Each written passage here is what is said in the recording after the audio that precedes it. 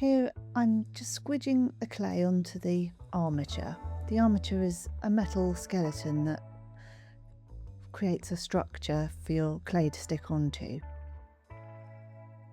Once I've got a basic head shape, I draw on a centre line, and that's where I'll be building the profile, which is the starting point of all portraits, whether you're sculpting a really accurate likeness or even something a bit more sketchy. Always start with the profile.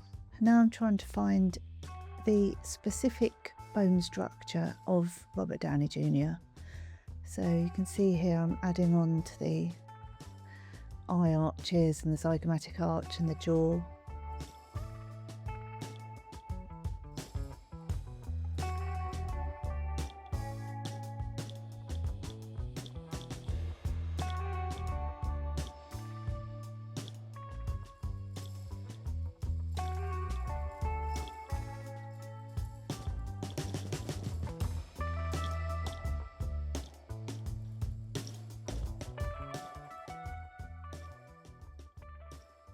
Once I've got it working more or less in the round basic shape, then I go to put the eyes in.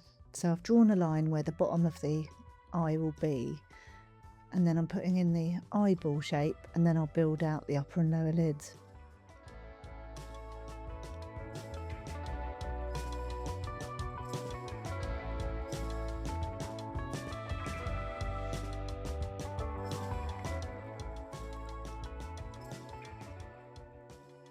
You can see the remnants of the grid that I would have drawn on here, and that's from a method that I explain in great detail in my online course Building Blocks. If you're interested, you can find that on the sculptingmasterclass.com website.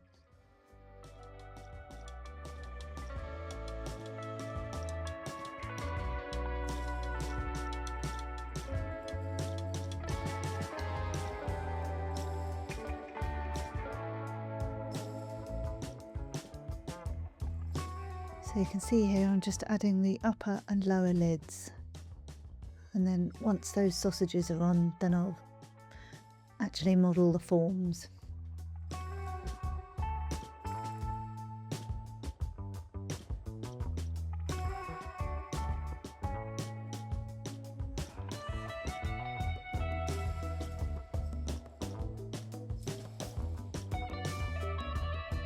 Robert Downey Jr.'s got lovely big eyes.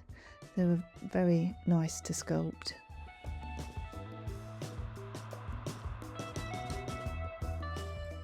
It's always interesting when you sculpt someone that you're used to seeing with facial hair, because you have to sculpt them as they look beneath the hair first of all. And obviously when Robert Downey Jr. was younger, he didn't have the beard like he does as Tony Stark in Iron Man. So I remember thinking that he looks like his younger self in a lot of this, in the early stages.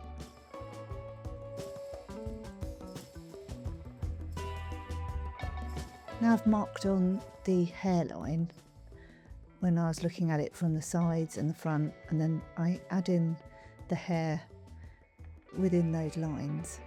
And I'm just sketching it in because all the facial hair and the hair on the head will be removed before moulding, so that the finished wax figurehead can have real hair inserted one hair at a time, which is a really slow, careful, laborious process and requires an enormous amount of skill to get the hair to sit right onto a bald wax head.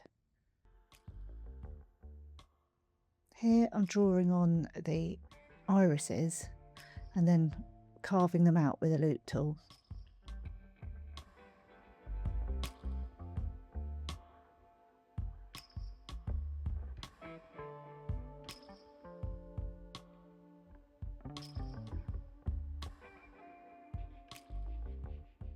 When I spin this round in a moment, you'll see that the sculpt suddenly comes to life when the eyes are carved out. It's always a good idea to just stand back and check that you can get some sort of eye contact with your sculpture, because it's easy if you're standing up close to make them look a bit cross-eyed, but you need to stand quite far back to make sure that they look like they're focusing at you.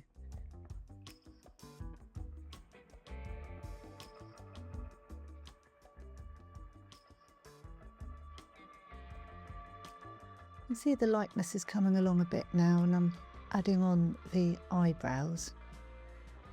Eyebrows are interesting because, especially on a man, they're often quite thick, so you do need some sort of actual mass of the hair sketched in. You can't just draw them on and expect the face to feel right. It adds on to the heaviness of the brow when you actually build out the hair of the eyebrows.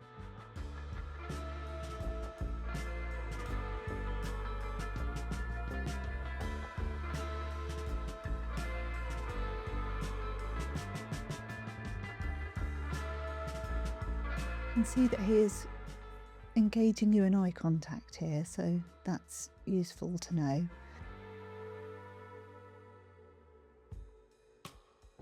Now I'm using a brush to blend in the surface and get some of those final forms right.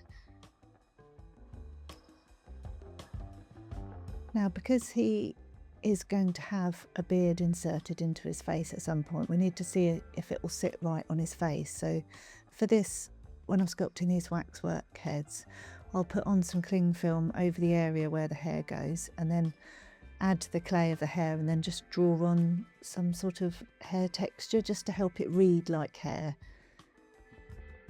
There he is. I hope you've enjoyed this video. Please do remember to like and subscribe. We've got lots more exciting videos coming soon.